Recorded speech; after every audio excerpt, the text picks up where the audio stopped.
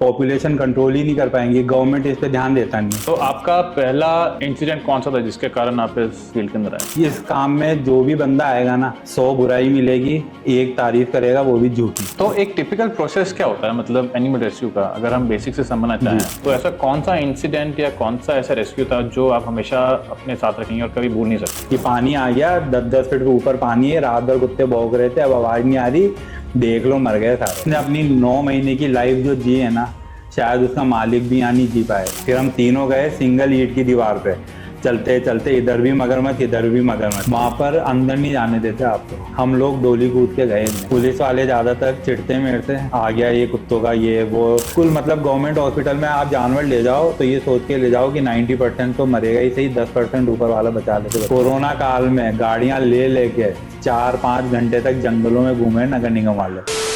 ऐसा कहते हैं कि हर किसी को भगवान एक रिस्पॉन्सिबिलिटी या एक जिम्मेदारी देके इस धरती पे भेजता है, एंड वो व्यक्ति, हर एक इंडिविजुअल वही काम करता है जिसके लिए वो पैदा हुआ हो। हमारे आज के जो गेस्ट हैं, इनको वो रिस्पॉन्सिबिलिटी दी गई है जो बहुत ही चंद लोग निभा पाते हैं। Reason being is what ever he is doing it's so selfless, and इतना कठिन काम है ये कि हर किसी के बस की बात है नहीं है। हमारे आज के गेस्ट हैं mister Navneet Singh Hada. He is an animal rescuer as well as he works for the animal welfare. तो चलिए उनके बारे में समझते हैं, उनकी लाइफ स्टोरी के बारे में समझते हैं, and let's understand his daily struggles as well as the rewards जो उनको मिलते हैं। Welcome to the chamber talk. Navneet ji, क्या हाल है? बस बढ़िया। Welcome to the chamber talk. Thank you. तो नवनीत जी, थोड़ा बताइए फॉर द व्यूअर्स कि सिंस आप एनिमल रेस्क्यू ऑपरेशंस में हैं एंड आपने 21 साल इसके अंदर गुजारे हैं almost. So for the viewers थोड़ा और डिटेल्स दीजिए तो सो दैट उनको थोड़ा ढंग से अंडरस्टैंडिंग मिल जाए आपके। बिल्कुल मनदीप जी, मुझे कोटा में मोर देन 21 ईयर्स हो गए। Animal rescue, animal treatment, feeding, सारी चीज़ें मैं ही करता हूँ। अब इसमें एक्चुअली मेरी फैमिली भी एनिमल लवर ही है, पर मुझे ये शौक ज़्यादा चढ़ गया। एक डॉग आया, मैंने उसे फीड कराया, फिर उसका ट्रीटमेंट कराया, ऐसे करते करते करते मैं इसमें ज़्यादा इन्वॉल्व हो गया।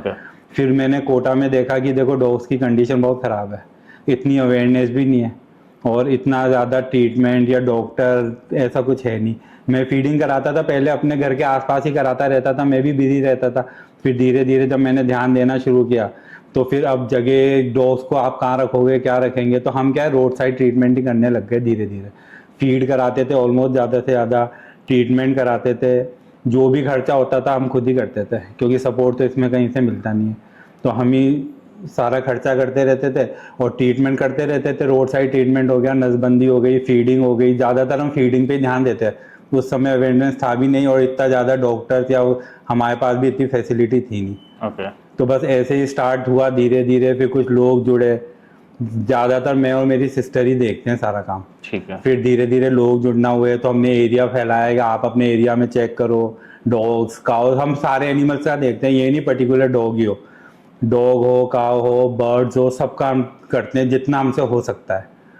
बस उसी तरह फिर अब ये सिलसिला इतना चला कि आज हम यहाँ पर 21 ईयर्स हो गए। अब हम पूरे कोटा हाड़ौती एरिया में हमारे थ्रू हमारे कैंडिडेट से जितना भी हो सकता है रेस्क्यू ट्रीटमेंट सब हम करवाते हैं। इवन अब हमारा शेल्टर भी है जो पिछले 5 सालों से रन कर रहे हैं। ठीक है। तो जैसे आपने मेंशन किया कि नसबंदी भी पार्ट ऑफ द प्रोसेस, तो नसबंदी करवाने का मेन ऑब्जेक्टिव क्या रहता है? क्यों करना पड़ता है? मनदीप जी, प्रॉब्लम क्या है, देखो ज़्यादातर लोगों की शिकायत क्या होती है, सर पॉपुलेशन बढ़ रही है, डॉग काट रहे हैं, ये है वो, जो भी उनके एक्सक्यूजेज होते हैं। पर जब तक आप नसबंदी नहीं करोगे ना, इनकी पॉपुलेशन कंट्रोल नहीं करोगे ना, हर सीजन होगा, हर 6 महीने में डॉग बच्चे देंगे, 6-6, 8-8, फिर वो बड़े होंगे, पॉपुलेशन कंट्रोल ही नहीं कर पाएंगे। गवर्नमेंट इस पे ध्यान देता नहीं है। गवर्नमेंट किसी को भी बाहर की एनजीओ को लाके प्रोजेक्ट दे देता है, वो करे नहीं करे, पेपर वर्क तो उनका पूरा रहता है कि 1000 डॉग्स हमने स्टरलाइज कर दिए, पर उसमें से 100 भी नहीं होते, और जो होते हैं वो भी प्रॉपर तरीके से नहीं होते। इसकी सबसे बड़ी कमी यहाँ थी। हम जो करते थे, हम ज़्यादा ध्यान देते थे फीमेल डॉग्स पे। मेल डॉग्स की आप कितना स्टरलाइजेशन करवाओगे, फीमेल डॉग्स का हम स्टरलाइज कराते हैं। तो मैं जब से करवा रहा हूँ 2010 से, तब से एक डॉग का sterilisation almost around 3000 rupees doctor लेते हैं। तो पहले इतने डॉक्टर थे भी नहीं, देखो मैं फ्रेंकली स्पीकिंग बताऊं कि इतना ज़्यादा ये ध्यान दे सके। बड़ी बड़ी सर्जरीज हो गई, डॉग्स सर्वाइव नहीं कर पाता था। नसबंदी भी हम फाइनेंशियल इतना नहीं थे कि ज़्यादा से ज़्यादा करवा सके, जितना हो सकता था हम करवाते थे। पर अब कोटा के लिए सबसे अच्छी चीज़ ये है कि यहाँ पर सिटी पेट क्लिनिक है, डॉक्टर साईं, जो सबसे अच्छे हैं अभी तक के जो डॉक्टर हैं, जिनके सारी सर्जरी सक्सेसफुल भी रहती है। Okay. तो हम भी वहीं नसबंदी कराते हैं। गवर्नमेंट ने भी प्रोजेक्ट अब चला रखा है, ज़्यादा शिकायतें होने लगी उस बात से, पर वो ये देखिए नसबंदी के लिए डॉग ले जाते हैं, इनकी सबसे बड़ी प्रॉब्लम क्या है, आप डॉग्स को रिलोकेट नहीं कर सकते। जैसे किसी एरिया में कोई डॉग अगर पैदा हुआ है ना, तो आप उस मोहल्ले से, उस एरिया से, उस सोसाइटी से उस डॉग को आप हटा नहीं सकते। रीजन ये सुप्रीम कोर्ट के ऑर्डर्स हैं, ठीक है। और ये लोग क्या करते हैं, डॉग्स को ले तो जाते हैं, एक बार नसबंदी हुई, किसी को कहाँ किसी को कहाँ, अब आप एक डॉग अगर आप दूसरे एरिया में छोड़ दोगे ना, तो वहाँ के डॉग इसे रहने ही नहीं देते। तो हमने 2-3 बार क्या है, गवर्नमेंट के प्रोजेक्ट भी बंद करवा दिए शिकायत करके। पर बस वही है, वो अपना कर रहे हैं, हम अपना कर रहे हैं। हम फीमेल्स का कराते हैं। हमारी नसबंदी की स्पेशलिटी ये है डॉक्टर साहिया कि डॉग हीट पे नहीं आती, ओके। तो उन्हें प्रॉब्लम होती नहीं है ना, डॉग अग्रेसिव होते हैं। और ये जो नसबंदी करते हैं ये सिर्फ इस तरह की करते हैं कि हाँ बच्चे नहीं होंगे, उसमें भी बहुत हीट पे आ जाता है, बट बच्चे नहीं हीट पे आ जाएगा, वही परेशानी होगी 16 दिन 18 दिन, पर बच्चे नहीं होंगे। ठीक है। पर इनका क्या है प्रोसेस, ये जैसे वो करते हैं ना ऑपरेट, तो स्टिचेस ढंग से नहीं लगाते, बस किया 3 दिन में छोड़ दिया। हमारे यहाँ प्रॉपर तरीके से स्टिचेस जब कंप्लीट हो जाते हैं ना, उसके बाद हम छोड़ते हैं, ना वो हीट पे आएगी ना उसके बच्चे होंगे। ठीक है। ये है। तो आपका पहला इंसिडेंट कौन सा था जिसके कारण आप इस फील्ड के अंदर आए? जो वो पॉइंट क्या था जब आपको लगा कि मैं इसी में आना चाहता हूँ? देखिए एक्चुअली क्या हुआ, एक बार एक डॉग मेरे घर पे आया बाहर, वो अपने दूसरे एरिया का था, पर वो मेरे घर के बाहर आके बैठ गया। उसका पूरा सर डैमेज था ऊपर से, इवन उसमें कीड़े मगिट सब कुछ पड़े हुए थे। तो लोग कहने लगे अरे भगाओ इसे, या स्मेल आती है ये वो। पर मैंने उसे वहीं रखा, उसका ट्रीटमेंट किया, डॉक्टर से भी कंसर्न किया, मैंने खुद से भी किया जितना मुझे एक्सपीरियंस था। पर वो डॉग बिल्कुल ठीक हो गया था। उसके फिर वो वहाँ मेरे साथ ही रहने लगा, बिल्कुल ठीक हो गया, उसके बाल आ गए, सब कुछ। लोग भी कहने लगे कि अरे ये वही डॉग है क्या। बस उस डॉग से मुझे इतना अटैचमेंट हुआ कि फिर मुझे लगा कि जब ये डॉग इतना परेशान था, मैंने इसकी खुद की हालत देखी है, तो फिर ऐसे कितने डॉग होंगे। तो बस वो फिर धीरे धीरे धीरे जहाँ जहाँ डॉग दिखते गए, जहाँ जहाँ उनको मेरी ज़रूरत पड़ती रही, मैं वहाँ पर उनका ट्रीटमेंट करता गया। इसी तरह इतना टाइम निकल गया। बस ये है कि हाँ 21 साल में मोर देन 2000 डॉग्स की मैं अभी तक सर्जरी करवा चुका हूँ, ट्रीटमेंट दे चुका हूँ, और फीडिंग तो मैं करवाता ही हूँ। ठीक है। ये तो आप अपने आप को क्या like how do you define yourself? मतलब आप अपने आप को बोलते हैं कि मैं एनिमल रेस्क्यूअर हूँ, या मैं एनिमल वेलफेयर के लिए काम करता हूँ, या मैं एनिमल ट्रीटमेंट देता हूँ? आप क्या बोलना चाहेंगे खुद को? सर देखिए, अगर मैं पर्सनली अपने आप को बोलूँ ना, तो मैं तो वो काम कर रहा हूँ जिसके लिए ऊपर वाले ने मुझे भेजा है। दुनिया कुछ भी कहे, क्योंकि इस काम में जो भी बंदा आएगा ना, 100 बुराई मिलेगी, एक तारीफ करेगा वो भी झूठी। ठीक है, मदद आपको कोई करेगा नहीं, लड़ने के लिए सब तैयार रहेंगे। तो मैं तो वो काम कर रहा हूँ जिसके लिए मुझे ऊपर वाले ने भेजा है। बाकी फिर जिसे जो समझना है समझे, मुझे फ़र्क भी नहीं पड़ता। लड़ाइयाँ भी होती है, झगड़े भी होते हैं, क्योंकि कोई अलाउ नहीं करता। तो आप कुत्ता भौंक रहा है, रो रहा है, ये कर रहा है, आप हटाओ इसे, वो हटाओ। सुप्रीम कोर्ट के ऑर्डर है, तो यहाँ पर प्रशासन ही नहीं मानती, तो आम लोग तो मानने से रहे। प्रशासन से हमें 0% का सपोर्ट है, वो किसी तरह का हमें सपोर्ट करती नहीं है, ऊपर हमें ही उल्टा सीधा सुनाया जाता है। ओके। ये तो एक टिपिकल प्रोसेस क्या होता है, मतलब एनिमल रेस्क्यू का, अगर हम बेसिक से समझना चाहें तो आपका प्रोसेस क्या रहता है? देखिए, एनिमल रेस्क्यू ये है कि अब मैं अकेला बंदा हूँ ना, तो मैं हर जगह नहीं जा सकता, या हर जगह मुझे पता नहीं किस डॉग के साथ क्या हो रहा है। अब मेरे पास वॉलंटियर्स आए, ठीक है, मेरे साथ ऐड हुए, जुड़े मेरे साथ। उनने मुझे फ़ोन किया कि सर हमारे एरिया में एक डॉग है, इंजर्ड है, या एक्सीडेंट हो गया, पैरालिसिस हो गया, तो आप एक बार चेक करें। क्योंकि उन्हें एक्सपीरियंस नहीं है। हम जाते हैं, चेक करते हैं, अगर पॉसिबल है उसका रोड साइड ट्रीटमेंट, तो हम उसे रोड साइड ट्रीटमेंट दे देते हैं। ओके। अगर ज़्यादा मेजर इंजरीज है, सर्जरी की ज़रूरत है, तो फिर हम डॉक्टर क्या ले जाते हैं। पहले यहाँ पर ऐसे कोई डॉक्टर थे नहीं, गवर्नमेंट हॉस्पिटल में ले जाते थे, वहाँ पर भी फैसिलिटी नहीं थी। फिर धीरे धीरे डॉक्टर्स आने लगे, तो अब क्या है, जैसे पैरालिसिस डॉग तो होते हैं ना, वो तो रोड पे सर्वाइव कर ही नहीं सकते।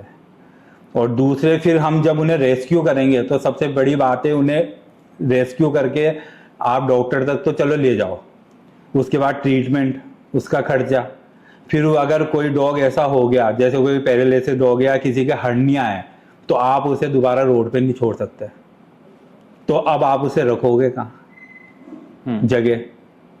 तो ये प्रॉब्लम हमारे पास बहुत आती थी पहले, तो हम मजबूरी में उन्हें रोड पे ही रखते थे। कहाँ करें, हमारे पास भी कोई स्पेस नहीं थी। गवर्नमेंट से हम एप्लीकेशन लिखते थे, गवर्नमेंट कहती थी हाँ गायों का तो कुछ हो नहीं रहा, तुम्हारे कुत्ते हम देखेंगे। उनका जवाब सिंपल सा ही है।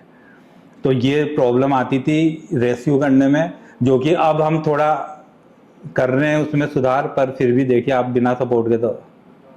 ओके, तो जब आप रेस्क्यू करने जाते हैं जी। तो आपके साथ वो लोग भी होते हैं जो हेल्थ प्रोफेशनल्स होते हैं आपके साथ? सर जब रेस्क्यू करने जाते हैं ना, तब मेरे साथ 2 एक्सपीरियंस लड़के रहते हैं। ठीक है, जो मेरे साथ पिछले 5-7 साल से हैं। ठीक है, क्योंकि डॉग को पकड़ना, उसका बिहेवियर देखना, कैसे वो अग्रेसिव है तो उसे कैसे पकड़ना, इस तरह से जाते हैं। पर हम उसकी कंडीशन वहाँ देख लेते हैं, क्योंकि अब हमें भी खुद एक्सपीरियंस हो चुका है। ठीक है, हम उसकी कंडीशन देख लेते हैं। अगर वो ज़्यादा सीरियस है तो फिर हम उसे डॉक्टर के यहाँ ही छोड़ देते हैं कुछ दिनों के लिए, तब तक वो ठीक ना हो। ठीक है, चार्जेस लगते हैं, सब होता है, पर वो डॉक्टर के यहाँ ज़्यादा सेफ रहता है। ठीक है, फिर जब वो ठीक होता है उसके बाद फिर हम उसे या तो उस सेम प्लेस पे छोड़ देते हैं, या फिर कोई हमारी कोई पर्सनल जगह है तो फिर वहाँ रख लेते हैं। तो वहाँ पर क्या है, हमें वॉलंटियर्स की तो ज़रूरत रहती है, अकेले आप नहीं कर सकते। ठीक है। जैसे आपने बताया कि आपका खुद का शेल्टर भी है, हाँ जी। तो लेट्स से कोई ऐसा डॉग है जिसको प्रोफेशनल हेल्प चाहिए, उसको लेके ही आना पड़ेगा आपके शेल्टर पे, जी जी। तो वो प्रोसेस क्या रहता है? अगर आप उसको लेट्स से आप आपके शेल्टर पे लेके आते हो तो वो कैसा प्रोसेस रहता है? उसमें प्रोसेस सिंपल है। जैसे कोई डॉग ज़्यादा, बेसिकली जो शेल्टर होते हैं ना, वो होते हैं only for paralysis, old dogs जो अबेंडन के हो जाते हैं, या फिर ब्लाइंड डॉग्स।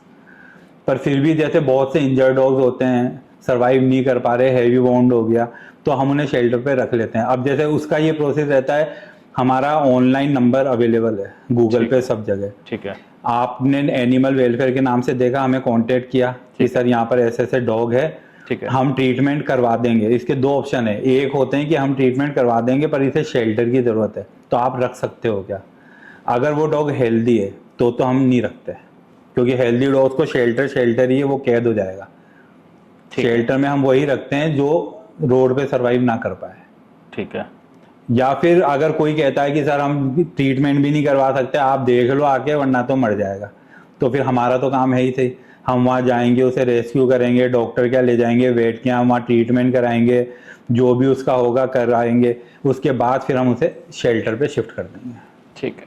तो अपार्ट फ्रॉम डॉग्स आपके शेल्टर पे और भी एनिमल्स होते हैं? हाँ, काउज रखते हैं हम, कैट्स होती हैं, ओके, और जैसे अपने वो बर्ड्स आ जाते हैं, तो बर्ड्स को पिजन हो गया, कुछ हो गया, कुछ टाइम के लिए रखते हैं, वो तो उड़ जाते हैं। उड़ जाते हैं। पर डॉग्स बेसिकली हमारे पास ज़्यादा जो फोकस है वो डॉग्स का ही है, ठीक, क्योंकि काउस के लिए और इनके लिए क्या है, स्पेस ज़्यादा चाहिए।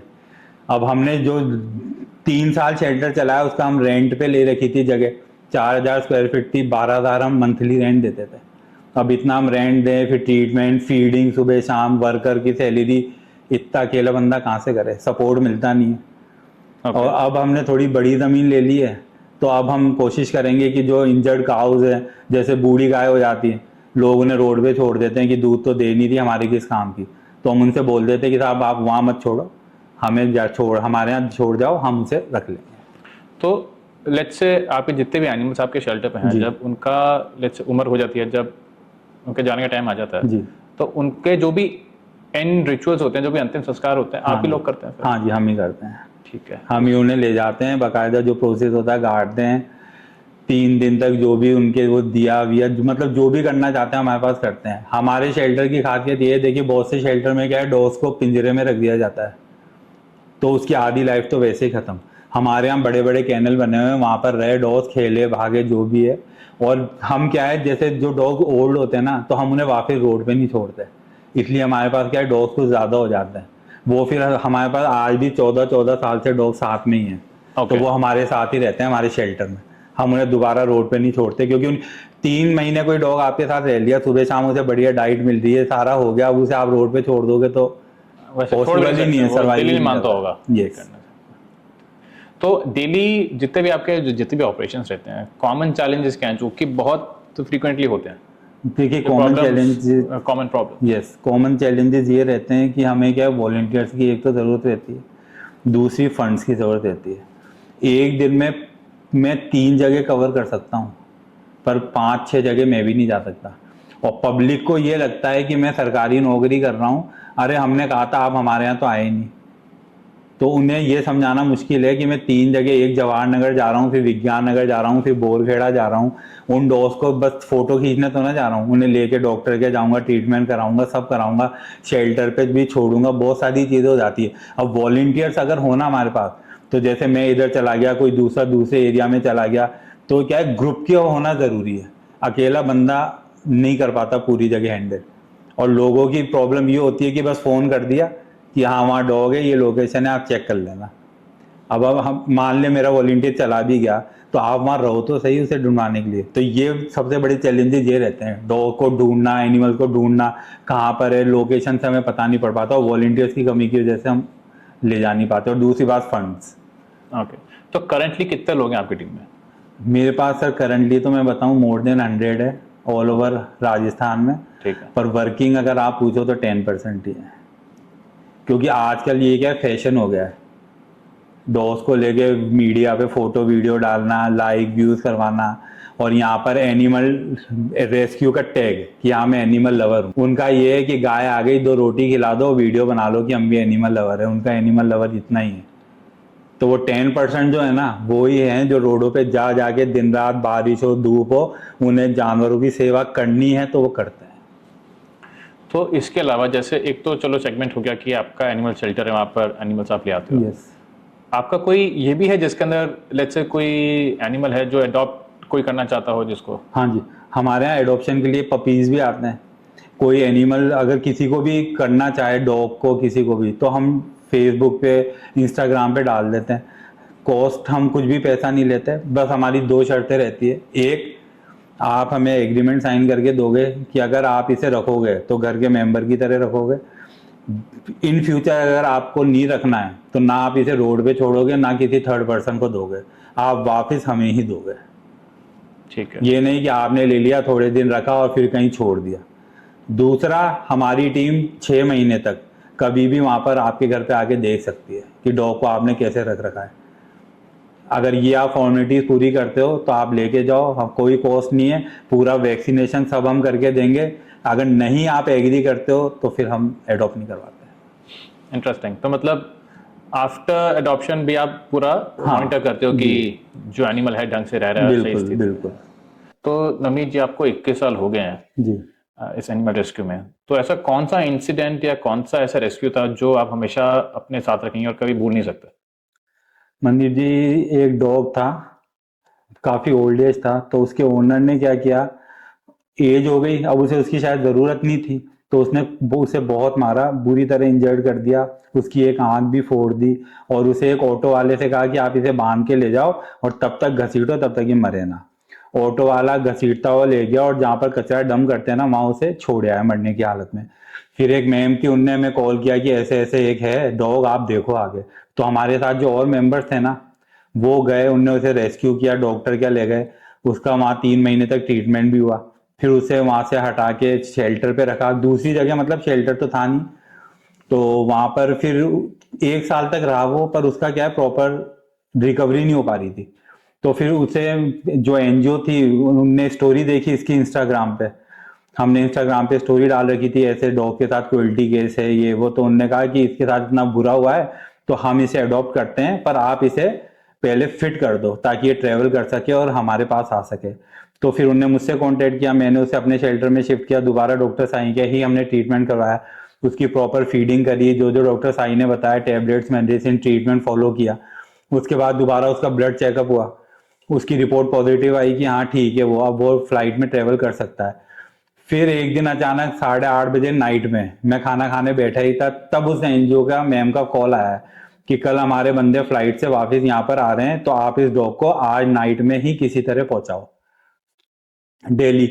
अब मैंने 4 व्हीलर अरेंज करी, वो आई, फिर हम शेल्टर गए, उस डॉग को पिक किया, फिर हम दिल्ली निकले, फिर वहां पर भी दोबारा उसका ट्रीटमेंट हुआ, पूरा चेकअप हुआ, ब्लड टेस्ट हुए, जो जो उन्हें टेस्ट करने थे उनने करे।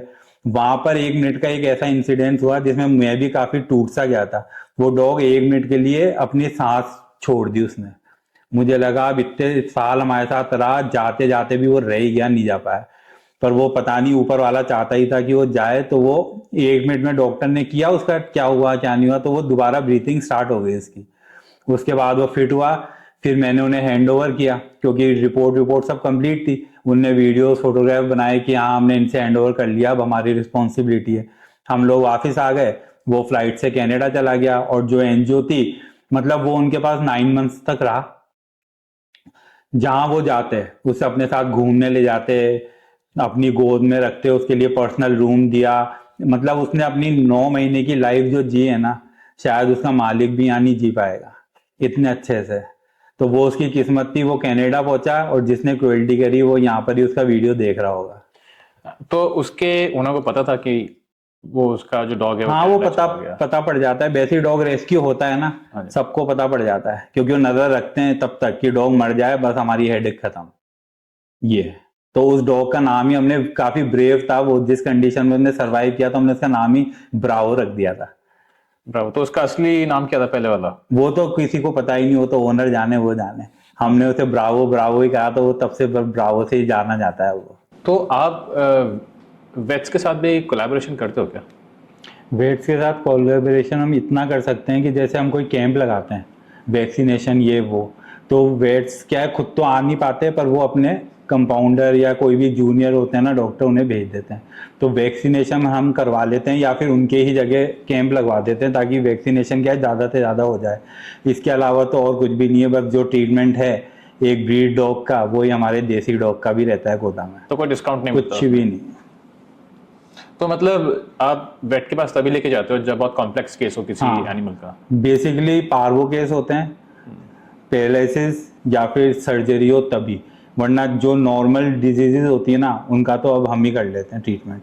जो हमसे नहीं होता तो फिर wait is only the option. तो आपके एनजीओ का नाम क्या है? मेरे एनजीओ का नाम है Kota we are for animal Samiti. 4 साल हुए हैं इसे अभी रजिस्टर्ड हुए।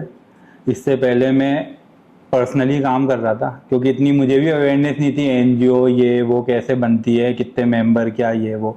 एनजीओ बनी, फिर उसके बाद जो हमारी वर्किंग रही, उसके बाद मेन का संजय गांधी जी है, उनकी पीएफए यूनिट है, मतलब पीएफए एनजीओ है इंडिया की सबसे बड़ी एनजीओ, जो हम सबकी हेल्प करती है लॉस में, क्रुएल्टी केसेस में। Okay. उनका यूनिट हेड भी मैं ही हूँ कोटा का। ओके। तो जितने भी क्रुएल्टी केस या वो होते हैं ना, तो फिर वो मैं ही देखता हूँ जाकर। ऑलराइट। तो आपके एनजीओ के अलावा और कितने एनजीओ हैं कोटा में? देखिए सर, 1-2 साल हुए हैं अभी। कुछ फीमेल्स हैं जो मेरे साथ ही काम करती थी पहले, तो उनने भी एनजीओ खोल ली अपने। पर उनने एनजीओ खोलने का मतलब ये है कि अब वो मेरी कंपटीटर बन गई।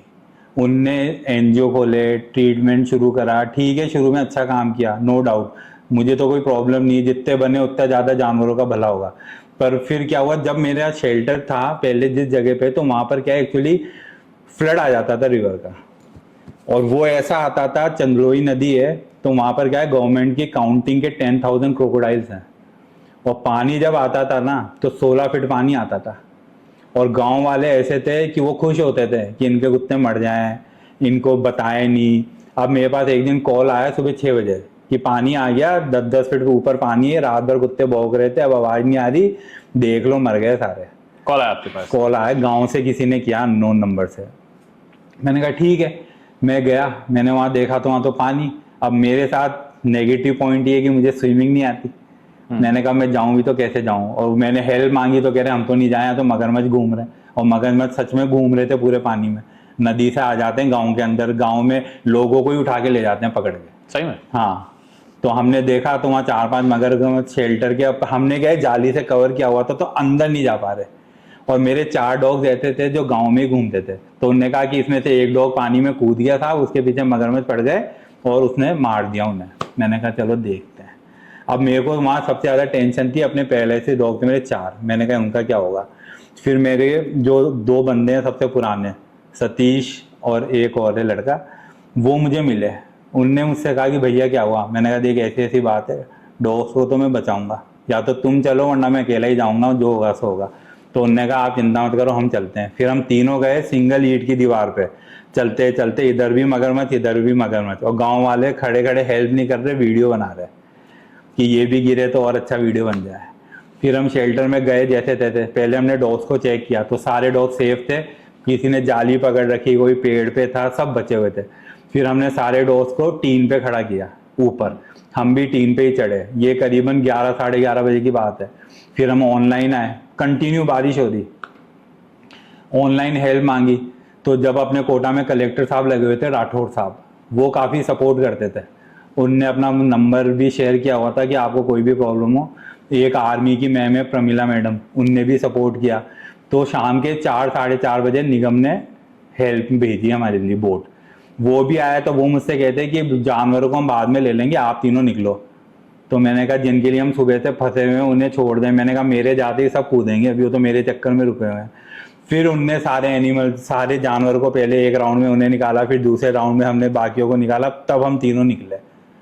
तो उस इंसिडेंस में भी आप ये मान के चलो, हम अपनी जान पे रिस्क लेके थे। अंधेरा होने लग गया था, पानी बढ़ता जा रहा था, 16 फीट आ गया था, हमसे एक हाथ नीचे रह गया था। दूसरी एनजीओज ऑनलाइन ये डाल रही थी कोई पानी वानी नहीं है, सब फेक है, पॉपुलर होने की नाटकबाजी चल रही है। मतलब कोटा में ये है। तब फिर उनके ग्रुप में एक लड़का था उसी गांव का, उसने कहा नाटकबाजी नहीं चल रही, हम ट्रैक्टर लेके बचाने गए थे, ट्रैक्टर भी नहीं घुस रहा, वहाँ 16 फीट पानी है। तो यहाँ पर क्या है, आपको सपोर्ट नहीं करेंगे अच्छे काम के लिए। जैसे कोई डॉग है, उसकी सर्जरी है, डॉक्टर साइने का 12,000 रुपये लगेंगे 1 महीने रहने का। और हमने एक फीमेल की सर्जरी कराई थी, उसकी रॉड डली थी, फ्रैक्चर हो गया था ज़्यादा ही 3 जगह से। तो हमने फंड के लिए मांगा, फंड नहीं हो पा रहा था, तो हमने कहा किसी तरह सबसे करो यार करो। तो यहाँ पर यह है कि एक लड़का ही हूँ जो मैं एनजीओ रन कर रहा हूँ यहाँ पर, वरना सारी फीमेल्स ही हैं। तो अगर मैंने फंड मांग लिया ना, तो मैं सबकी नज़रों में अरे फंड लेता है, पैसे लेता है एनिमल्स के, ये वो। और अगर वो लाखों के फंड ले ले कि हम तो सेवा कर रहे हैं, जबकि उनका काम और मेरे काम में ये है कि वो मेरे पीछे हाथ धो के पड़ी हुई हैं कि इसका काम बंद हो जाए, एनजीओ बंद हो जाए। पर आप जानते हो काम तो बोलता ही है। उनने मेरा शेल्टर बंद हुआ ना, जब मैंने वो नदी के चक्कर में बंद किया, तो उनने सोचा इसका बंद हो गया, हाथों हाथ जगह लेके शेल्टर खोल लिया। सब खुश, सबने उनको सपोर्ट कर दिया, मुझे छोड़ छोड़ के सब चले गए वहां पर। अरे मैडम ने शेल्टर खोल दिया, पर उनने ऐसा शेल्टर खोला, इतने इतने पिंजरों में डॉग्स बंद। आप जाके पिंजरे का गेट खोल दो, डॉग बाहर ही नहीं आएगा डर के मारे। एक टाइम खाना मिल रहा है, वहीं गंदगी, वहीं खाना। रिजल्ट ये रहा कि 1 साल के अंदर ही शेल्टर के ताले लग गए। और हमारा शेल्टर दोबारा से खुल रहा है, और वही लोग कह रहे हैं कि प्लीज़ शेल्टर खोलो, हमें आपके शेल्टर की ज़रूरत है, इनने तो ऐसा करा, ये वो। तो जो काम करेगा उसका काम बोलेगा, आपको जितनी बुराइयां करनी करें। तो मैं तो यही बोलना चाहूँगा उन एनजीओ को, आप अपने एफर्ट्स लगाते रहो। मैं बंदा यहाँ पर खड़ा हूँ 21 साल से, और आगे भी मैं ही खड़ा रहूँ। तो नवनीत जी, कोई इसके अलावा, ये तो चलो एनजीओ की बात होगी, कोई गवर्नमेंट सपोर्ट भी मिलता है आपको? सर गवर्नमेंट सपोर्ट कुछ भी नहीं मिलता। यहाँ तक कि बड़े बड़े जो पॉलिटिशियन से जिनसे हम मिले, तो उनका कहना ये है, जो मतलब कोटा से भी बाहर जा चुके हैं, हाँ, लोकसभा में हर जगह, तो उनका कहना ये है कि तुम तो पागल हो, जानवरों के पीछे पड़े रहते हो, और ऐसे ही तुम्हारी वो पीएफए वाले, और कोई तो काम धाम नहीं है, हमारी तरफ से कोई सपोर्ट नहीं मिलेगा आपको। सुप्रीम कोर्ट के हम लॉ समझाते हैं तो उन्हें लॉज ही समझ में नहीं आते, क्योंकि लॉज इंग्लिश में लिखे रहते हैं, उन्हें समझ में नहीं आते। तो वो कहते हैं हाँ देखेंगे देखेंगे, बाद में देखेंगे। ना तो फंड की सपोर्ट करते हैं, ना हमें लॉस के थ्रू सपोर्ट करते हैं, कुछ भी नहीं। बस जाएंगे, एप्लीकेशन ले ली कि हाँ हम आपको फ़ोन करेंगे, देखते हैं इसमें हम क्या कर सकते हैं, बस, इसके अलावा कुछ भी नहीं। ओके। तो अभी करंटली आपने बताया कि सुप्रीम कोर्ट के लॉज हैं जो कि निकले एनिमल्स के लिए, वो कौन से लॉज हैं, वो कहते हैं? देखिए पहला लॉस तो उसका स्ट्रिक्ट ये है कि आप डॉग्स को रिलोकेट नहीं कर सकते। ऑलराइट। दूसरा, नगर निगम की गाड़ी जब भी डॉग कैचिंग के लिए आएगी, तो वो सिर्फ नसबंदी, स्टरलाइजेशन के लिए डॉग को कैच करेगी और उसी एरिया में ड्रॉप करेगी। ठीक है। ये नहीं कि कहीं भी कर दिया। तो ये रूल तो फॉलो होता ही नहीं है। ठीक है। खासकर अपने कोटा में। ठीक है। सेकंड चीज ये है, एक लॉ जो सबसे वीक है, जिसके लिए हम सब अभी फाइट कर रहे हैं कि इसको थोड़ा स्ट्रिक्ट किया जाए। डॉग्स के साथ, काउस के साथ रेप होता है, मर्डर हो जाता है, कुछ भी होता है ना, क्रूअल्टी होती है, थाने में बुलाएंगे, समझाएंगे, 50 रुपये फाइन भरेंगे, छोड़ देंगे। 50 रुपये फाइन? बस। एक जानवर की मौत की कीमत 50 रुपये है। तो इसको हम चाह रहे हैं कि थोड़ा स्ट्रिक्ट करें ताकि लोगों में डर आए। वरना हमने ऐसे केस देखे हैं, बच्चे पैदा ही हुए हैं, माँ के रात में ड्रिंक करके आए, मुंह में सिला धागे से और पत्थर मार मार के मार दिया। हमने एफआईआर भी लॉन्च कराई, वो लड़के कभी नहीं पकड़े पाए। जब ज़्यादा ही प्रेशर पड़ा उस थाने पे, तब एक लड़के को लिया है, उसके परिवार को बुलाया, वहाँ पानी नाश्ता कराया, समझाया, 50 रुपये फाइन भरा, रसीद करी, 2 घंटे में जाओ, हो गया। और उसके बच्चे आज भी मेरे साथ हैं मेरे घर पे, 3 थे, 2 पार्वों में मर गए, एक फीमेल है, वो आज भी मेरे साथ ही है। मैंने उन्हें अडॉप्ट किया था, तीनों बच्चों को। तो आपके साथ घर में ही है? जी, मेरे साथ। तो इसी रीजनों के कारण आपको ये केस के चक्कर के अंदर कोर्ट के चक्कर काटने पड़ते हैं? बहुत सर। अभी तक कितनी बार आपने? मेरे चक्कर पास काटे? 3-4 साल हो गए, 3-4 केस हैं। पुलिस वाले ज़्यादातर चिढ़ते हैं मेरे से, आ गया ये कुत्तों का, ये वो। हम कुत्तों को देखे कि हम इंसानों को देखे, हमें कोई मतलब नहीं है इन चीज़ों से। और कुछ लोग ऐसे हैं, जैसे ये जो एनजीओज हैं, ये डायरेक्टली तो मेरा कुछ कर नहीं सकती। इनने किसी थर्ड पर्सन को भेजा, आप इतना अच्छा काम कर रहे हो, आप शेल्टर को बढ़ाओ, हम आपको फंड देते हैं, ये लीजिए 50,000 रुपये। अब उस 50,000 का हमने शेल्टर काम करवा लिया। वो चुप रहा कि आप मुझे रजिस्ट्रेशन दे दो आपके एनजीओ का। मैं क्यों? क्या रे, मेरे प्रॉपर्टी डीलर मिलने वाले हैं, अपन ज़मीनों पे कब्जा कर लेंगे, 5-6 जानवर छोड़ देंगे, बाकी ज़मीन अपन खा जाएंगे। मैंने कहा 21 साल से काम कर रहा हूँ, दाग नहीं लगा और ना मैं लगने दूंगा, ये काम तो करूँगा नहीं। तो बस कंप्लेंट करा दी, मिलने प्रॉपर्टी डीलर है साहब, उनका तो आना जाना लगा ही रहता है ऐसी जगहों पे। कंप्लेंट करा दी, शिकायत दर्ज करवा दी कि हमारे पैसे खा गया और इनको तो गवर्नमेंट से करोड़ों पैसा मिल रहा है, फॉरेन फंडिंग हो रही है, आप इनके खाते चेक करो, हमें भी 50,000 दिए तो हमें भी कम से कम 5 लाख तो मिले। मैंने उनसे कहा कि अगर गवर्नमेंट मुझे अशोक गहलोत पैसे देगा तो घर पे बुला के नगद तो ना देगा, डिमांड ड्राफ्ट देगा, चेक देगा, ऑनलाइन ट्रांजेक्शन देगा, मेरे एनजीओ के नाम पे, पर्सनली कभी नहीं देगा। आप चेक कर लो, अगर 1 रुपये भी मेरे साथ गवर्नमेंट से कहीं आया है तो मैं खुद बोलूँगा कि हाँ मैंने पैसा खाया है। पर प्रूफ नहीं कर पाए, पर अपनी कोई नहीं सुनता, वहाँ पर उन्हीं की सुनी जाती है जिनके फ़ोन चले जाते हैं। तो इन मैटरों को मैं झेल भी रहा हूँ और आगे भी अभी मुझे झेलनी है। तो इन लीगल मैटर्स के अंदर कोई ऐसा वकील है जो आपकी सहायता करता है, या लेट्स से आपका शुभ? सर, हमारी जो पुराने हैं, नोन हैं, वकील हैं, वो कर लेते हैं। मैटर हाई कोर्ट में चला जाता है, हाई कोर्ट में वकील हैं, वो सपोर्ट कर लेते हैं। कोटा में मेनका मैम का काफ़ी सपोर्ट रहता है, वो भी समझाती हैं। पर आप जानते हो इस बारे में मैं ज़्यादा क्या बोलूँ, वो तो चलेगी उसकी या तो पैसा या फिर फ़ोन, बस। तो आपका पर महीने का एक्सपेंस कितना हो जाता है? 50,000 प्लस मंथली। एवरेज मान के चले 50,000? एवरेज तो मान ही लो आप, सुबह शाम की फीडिंग, 2 बंदों की 6-6 हज़ार सैलरी, लाइट पानी अलग है, उसके अलावा पेट्रोल का खर्चा, उसके बाद डिवॉर्मिंग कराओ, ट्रीटमेंट कराओ, क्योंकि हमारा शेल्टर ही नहीं है। शेल्टर तो चलो मेरे पास 30 कुत्ते में उनकी केयर कर रहा हूँ, उसमें भी 30,000 खर्चा है, 100 किलो तो फूड चाहिए होता है मंथली। इसके अलावा रोड साइड ट्रीटमेंट, यहाँ के जो अपने कंपाउंडर है, अगर आपने कंपाउंडर को कहीं भेज दिया गलती से, तो वहाँ जाते ही भैया दवाई का इतना हो गया और हमारे आने जाने के 400 रुपये हो गए, तो 700-800 का बिल एक बार में बैठ जाता है। तो अगर आपने महीने के 20 दिन भेज दिए तो आपके 15-20 हज़ार तो ये हो गए, कंपाउंडर हो गए। तो ओवरऑल आप अगर कैलकुलेशन चलो ना लेके, तो 50,000 प्लस तो है ही सही।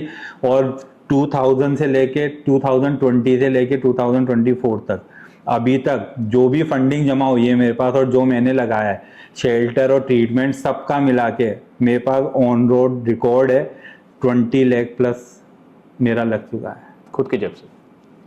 लोगों का कहना है ये खुद की जेब से, और जो मैंने फंड इकट्ठा किया, जैसे मैंने मेंबर बनाए, उनसे 1000 रुपये लिए, जो एनजीओ के नाम पे जो हाँ, वो भी ट्रीटमेंट में गए, सब कुछ गए। और चेन, बहुत सारे एक्सपेंस होते हैं, लोग तो समझते नहीं है। देखो, मेडिसिन भी लेनी पड़ती है, डॉक्टर साई का भी हमारा इलाज ऐसे ही तो ना हो जाता है। एक फीमेल का स्टेलाइजेशन के 3500 है, मेल के 2800 है। तो ये सारे एक्सपेंस होते ही हैं। 12,000 किराया, मैंने 2 साल वो शेल्टर चलाया तो 2.5 लाख 4 लाख तो मेरा किराया चला गया। तो तब ये लोग क्या कहते थे, इतना पैसा आ रहा है, मजा आ रही है ना एनजीओ वालों के। तो खुद ने एनजीओ खोला ना तो आए दिन रोते ही रहते हैं, अरे फंड दो, नहीं चल रहा है एनजीओ। जब आप काम करोगे ना, जब सेवा करोगे, तब आपको पता पड़ेगा खर्चा। तो ये डिफरेंसेस है हम में और दूसरों में। तो एक तो चलो एनजीओ के लिए जो लोग फंडिंग देते हैं आपको, वो रेगुलर तो होती नहीं होगी, जैसे पर महीना आता जा रहा है आपके पास फंडिंग, वो रेगुलर तो होती नहीं। रेगुलर मैं आपको बताऊं, रेगुलर मंथली फंडिंग आती है हमारे पास 6 to 7,000। ठीक है, 2-3 लोगों से। वो मंथली हमें देते हैं। ठीक है। बाकी कोई रेगुलर फंडिंग नहीं है। अगर आज मेरे पास फूड नहीं है और मेरे पास भी फाइनेंशियल प्रॉब्लम है तो मुझे कुछ भी करके, डॉग तो मुझ पर डिपेंडेबल है ना, वो सही तो ना केज में बंदे, उन्हें तो खाना चाहिए, उनकी तो ना कोई मिस्टेक या गलती है, तो मुझे तो अरेंज करना ही है। मैं लोगों से कहूँगा किसी ने 500 1000 दिए, अब एक डॉग फूड अगर आप 21 किलो 20 किलो का पैक लोगे ना तो वो भी 2100 2200 का आता है, वो चलता है 4 दिन, 30 डॉग है। तो लोगों को क्या है ये समझ में नहीं आती, तो वो तो क्या है हमें ही करना पड़ता है। आप ये देख तो खुद की जेब से डालना खुद पड़ता की है। जेब से है टोटल 90% खुद की जेब से, 10% हेल्प हो जाती है। तो इस एनजीओ के अलावा आपका खुद का कुछ ऐसा काम भी है? मेरा सैंडस्टोन का बिजनेस है, ठीक है। और मेरी सिस्टर स्कूल में कल्चरल इंचार्ज है, तो हम दोनों भाई बहन ही करते हैं पूरा। ठीक है जी। तो नवनीत जी, इस पूरे प्रोसेस के अंदर हम एक तो चलो ठीक है, ये हम समझते हैं कि फाइनेंशियली ये चैलेंजिंग हो जाता Yes, है, yes. एक बात। सेकेंडली फिजिकली भी एग्जॉस्टन होता होगा कि बहुत चलना फिरना है, इधर उधर ट्रैवल करना बहुत है, हो जाता है, फिजिकल थकान Yes, रहती yes, है। yes. इसके अलावा ये जो मेंटल और इमोशनल जो स्ट्रेस आता है इसके साथ, कि इतने सारे एनिमल्स हैं जिनके साथ आपका इमोशनल कनेक्शन है, तो वो इमोशनल स्ट्रेस से कैसे डील करते हैं आप? सर इमोशनल स्ट्रेस तो ये है, देखिए बहुत से डॉग होते हैं जिन्हें पिछले बहुत टाइम से हम फीड करा रहे हैं, हमारे जाते ही वो खुश हो जाते हैं, हमारी गाड़ी की आवाज़ सुन के आ जाते हैं। हाँ। अब अचानक हम एक दिन शाम को खाना खाने गए, पता पड़ा वो डॉग ही नहीं है, गांव वालों ने या किसी ने भी उसे पकड़ के दूसरे एरिया में छोड़ा है। तो हम 5 8 10 दिन तक उसे ढूंढते हैं पूरे कोटा में, आस पास मिल जाए, नहीं मिलता तो हमें भी इमोशनली अटैचमेंट हो ही जाता है, दुख होता है, गिल्ट फील होता है कि उसे अगर अपन अपनी जगह कहीं रख लेते तो शायद आज वो हमारे पास होता।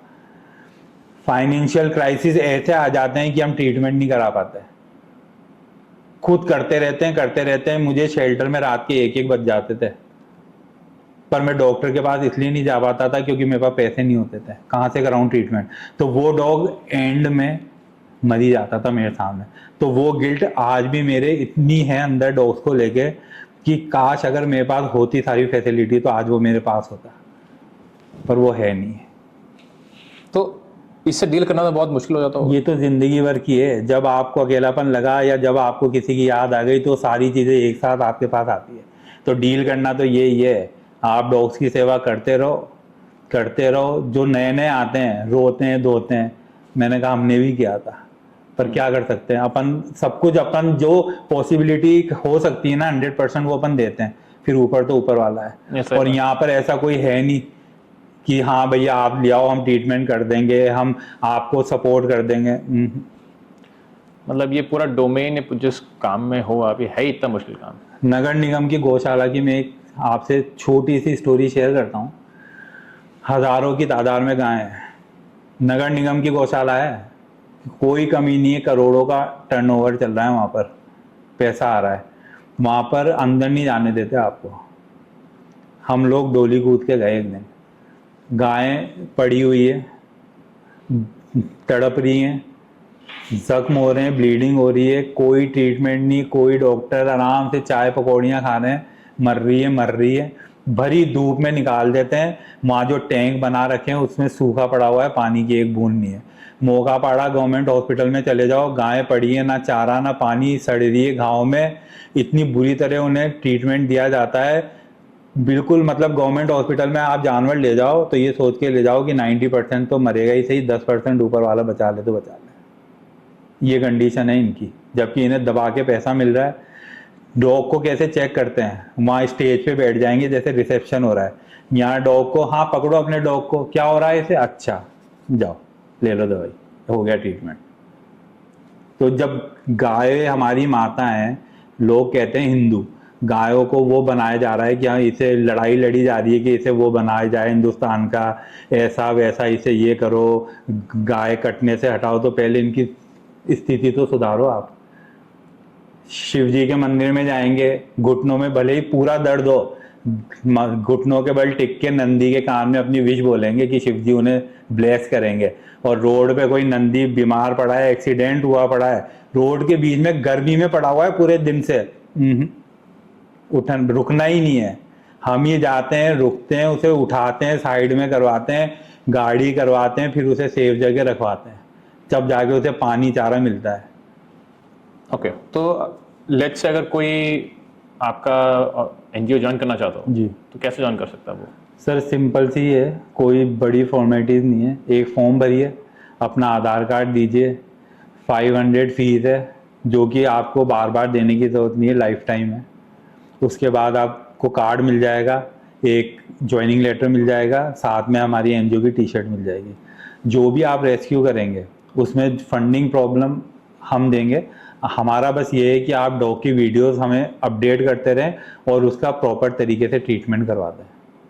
ठीक है। बिल आप हमारी एनजीओ के नाम पे बना के आप हमें दे दो, हम आपको बिल का पेमेंट कर भी देंगे। ठीक है।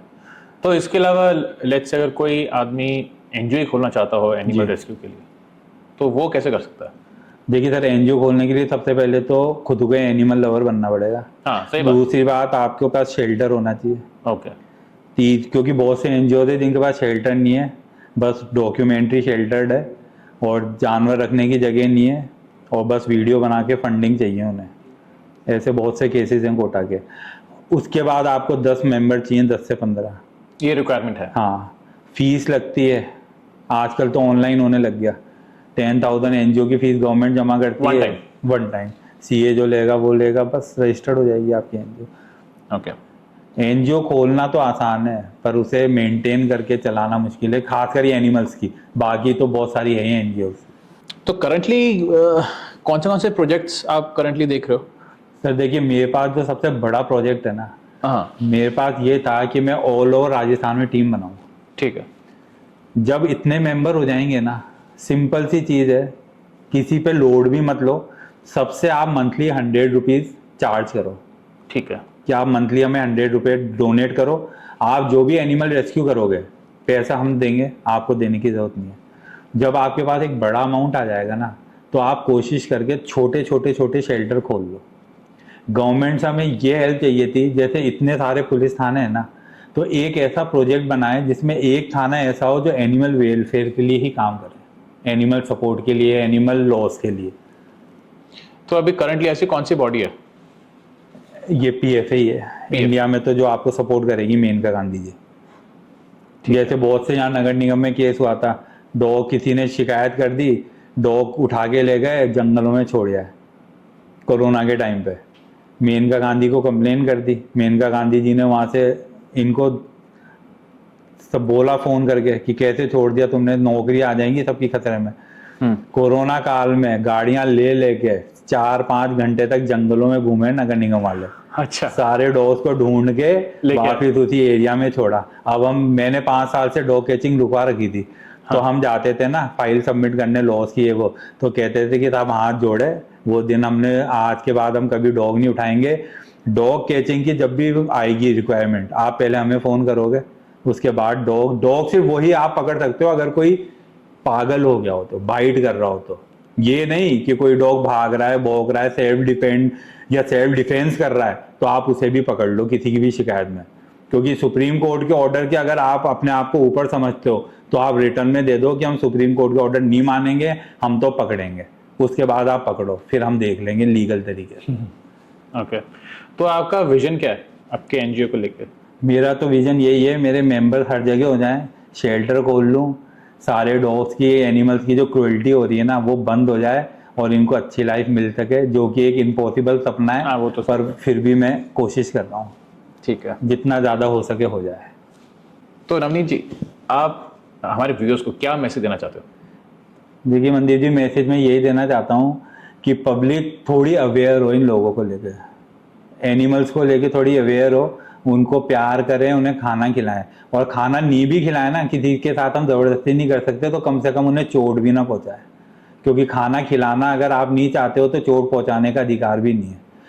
जानवरों की भी फीलिंग्स होती हैं, भगवान भी जानवरों को ही सेलेक्ट किया है, इंसानों से तो भगवान को भी आजकल आप जानते हो भूकंप आ रहे हैं, कोरोना आ रहा है, जानवर फ्री घूम रहे हैं, इंसान कैद हो रहे हैं। तो इंसानों को थोड़ा समझना चाहिए कि जानवरों की हम रिस्पेक्ट करें, जान उनमें भी है। सबसे इंसानों का वफादार दोस्त भी वही है, बिना सैलरी का चौकीदार भी वही है और बिना झोली का फकीर भी वही है। आप अगर एक रोटी दोगे तो भी दुआ देगा, पत्थर मारोगे तो भी रो के चला जाएगा, आपको बद्दुआ नहीं देगा। तो बस मैं ये चाहता हूँ चोट ना पहुँचाए, तकलीफ ना दे, उन्हें मारे ना। खाना खिलाना है खिलाइए, नहीं खिलाना नहीं खिलाइए, हम हैं खिलाने के लिए, पर उन्हें मारिए पीटिए मत।